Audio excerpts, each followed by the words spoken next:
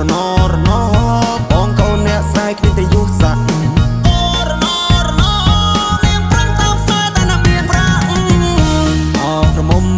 បងហើយពេលនេះត្រានត្រៃមិនក៏មុំមងទៀតទេរាប់ឆ្នាំរាប់ខែទៅហើយបរងចាំចម្លើយតែអូនមិនជាយកទេនាងឡើងចូលដល់ដីថ្មីក៏ធ្នម